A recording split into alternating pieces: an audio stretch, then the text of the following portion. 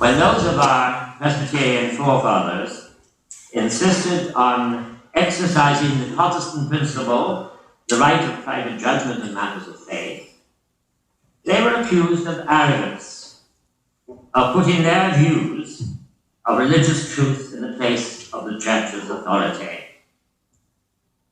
To limit their influence, they were put together in one group called the Presbytery of Antrim, and to that presbytery this congregation still belongs. They were ridiculed, however, even by their own members. It was the minister of this church who referred to them as new light men and women, putting new light on the authority of church government. And another member of this church referred to them as the thinking few, putting thought in place of faith.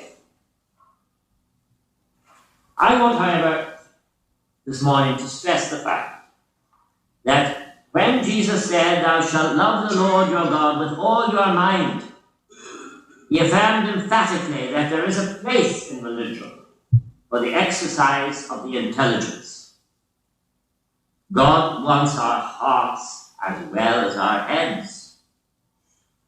We gather in church for worship. We offer him our hearts. But he also asks of us our heads. When the great German philosopher at the University of Berlin kept reiterating the fact that, as far as he was concerned, feeling was the most important element of religion, another of the great German philosophers in the room next to him, Hegel, used to say, "To think and to think hard is our religious duty." For Hegel, devoting one's mind to the service of God was every bit as necessary as private prayer or public worship. Was he not right? When God claims a man, he claims the whole of man, brains included. When men put their brains to the work and service of God, things happen. First, you have a revival of learning, and then the inevitable thing happens, as inevitable as day following night. You have a reformation, a rethought. First, you have the stirring in the minds of men like John Wesley, and then you have a revival. Then you have a revival, but only when there is the use of the mind. Great things begin to happen when men put their brains to work in the service of religion.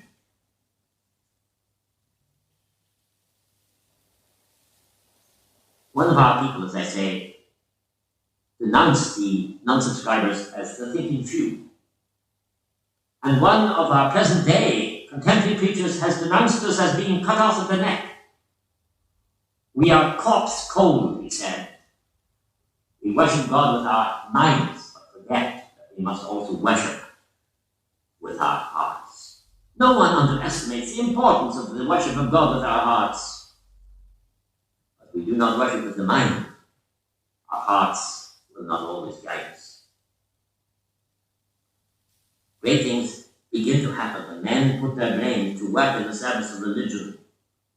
Who have been, for example, the commanding figures in the history of the church? Call the roll, and what do you find? They have been men of intellectual strength, men who regarded the mind not only as a useful instrument, but as a sacred instrument to be devoted to the glory of God and the furtherance of his purposes. Only that were the whole story. Unfortunately, there is another side to it. Far from regarding the mind as a sacred instrument, there are those, even within our own denomination today, who distrust it. I read that a man once went into a church, and in the course of the sermon he heard the preacher say, "Few things, my friend, have done more harm in this world than thought. Don't, my friends," he then proceeded, though it was quite unnecessary, "don't, my friends, put me down as a thinker. Put me down as a believer." That is a false antithesis. What is the value, I ask you? What is the value of belief without thought? Beliefs without thought become superstitious. It is the acceptance of opinions at second hand and on hearsay. In religion, the second hand should be intolerable. Yet how much of our religious life is no more or less than the echo of an echo? Every week I meet young people who are turned off the church because they say going through the door means that we must leave our intelligence outside. But why? Your mind is the gift of God as well as your heart. This distrust of reason has been widespread always. Plutarch tells us that when he went to his father with questions about religion, all that he could get from him was, the ancient faith is enough. If you begin to criticize, there is no knowing where you will stop. The words were spoken hundreds of years ago, but they have a familiar ring. Ask no questions about religion. What was good enough for your forefathers ought to be good enough for you. Questions are dangerous. Plutarch was not put off by such an evasive reply. No person of independent mind would be. One thing he would refuse to do, he would refuse to cheat about his religion. He was not going to be asked to put up with old-fashioned science. Why should he be asked to put up with old-fashioned religion? You are not asked to put up with old-fashioned medicine. Why are you asked to believe what our forefathers believed in total? Some time ago I was asked to give a lecture on the Remonstrant Synod of Ulster to a group of Roman Catholic theologians. I spoke about the Protestants' right of private judgment, and one man, a solicitor, said to me afterwards, I could not be a Protestant. Why, I asked. He said, I want religion to be comforting. I do not want to think about it. I want to be told. When Robertson Smith was on trial for heresy and making a spiritual defence of his position at the bar of the General Assembly of Scotland, an elder of the church, a good devout man who was also a lawyer, expressed himself thus: granted that Robertson Smith is right, if it is truth, it is dangerous truth, and he has no right as a professor of the church to upset the church by declaring it. If it is truth, it is dangerous truth, and he has no right to disturb the church by declaring it. He was overheard that morning by a young student at Edinburgh University, a young student who was determined to pursue truth, the whole truth and nothing but the truth, and who had wanted to enter the Christian ministry, but he said, after listening to that, I could not. But that remark of this religious elder put a call on his life. He spent the rest of his life studying, searching for truth, which would shine in his own light in the face of all inquiry. The student was called John Owen. He was to later write one of the best, most important books about Christian religion of this century, Vision and Authority. So notice what the effects are of this distrust of reason. A schism is set up between the heart and the head. There is an attempt to fetter free inquiry and to keep belief fixed and static. Can you imagine, for example, a scientist clinging tenaciously to outworn expressions of belief? The scientist is like Socrates, ready to follow truth wherever it leads and to give up the most venerable of ideas once it is demonstrated that truth is not in them. Christians who believe that God is a God of truth should be no less open-minded.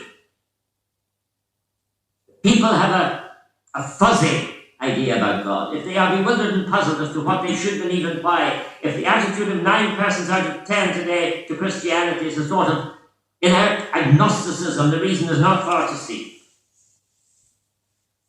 They have not brought the same intellectual interest to religion that they have to other concerns of life. Enterprising in every field of endeavor, they are indolent in this. They have not learned, I think, to love God with their minds. A remark made once by a member of my own church has stayed with me. He said, I am a Freemason, high up in my order. And what I know of Masonry today is quite different from what I knew 10 years ago. But I cannot say the same about my faith. There is nothing in my faith today that I did not know when I was a child. Progressive Masonry, static churchmanship. Why? Because in the one case, he was interested. He had a deep attachment, while in the other, he had a relationship, however, which did nothing for him. It did not engage his mind. So for many of us, is that the story? The apprehension of God has not kept abreast with our other apprehensions. We pride ourselves on being informed about most things, yet in our spiritual life, we stand still, mature in all else.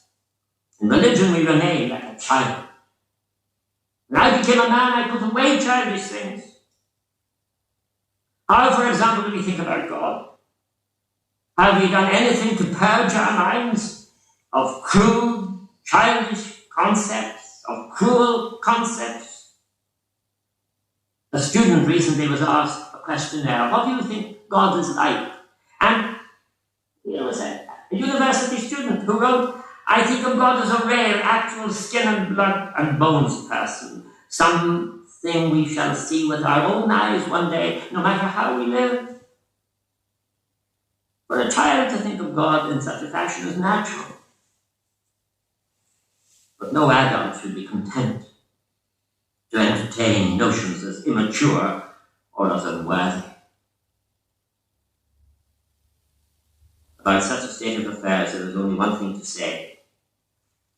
When a man keeps his secular interests always on the move and lets his religion stand still, it is not to be wondered at that religion shrinks from a major concern to a minor detail, and that the practice of it ceases to be a joy and becomes a duty, even that. And so, I come back to the first and great commandment. You shall love the Lord your God with all your heart and with all your soul and with all your mind and with all your strength. There is a place in religion for the exercise of intelligence. God wants our heads as well as our hearts. To think and to think hard is a religious duty. How one wishes that more men and women would give their brains to the service of religion and do it with something of the diligence and devotion that fill their days from Monday to Friday. How one wishes that more of the daring and enterprise, the grasp of essentials, the power of initiative, the directness of decision that mark our secular work should find their way into the life and work of the church. I plead then for worshipping God with the mind, knowing full well that by simply doing that, we are in danger of becoming cut off at the neck. And that is what happens to so many of religious liberals. No wonder then that one of our great preachers has said this: if we want to continue to grow as a movement that celebrates diversity, if we want to realize the potential of this great faith in action which we should have, we are going to have to turn up the heat and turn on the heart. We're going to have to ask thinking to make room for feeling and reason to make room for passion. That I do believe. But we will never do that if we ignore one at the expense of the other. And so I turn to a simple little verse, and I try to make it my prayer every day. O God, I offer thee my heart in many a mystic mood, I do feel led, I give my heart to thee. But now, impart the stern of grace to offer thee my hand. And if my hand leads me in a puzzled path, lead me, Lord, lead me to see the truth. God grant us all such grace.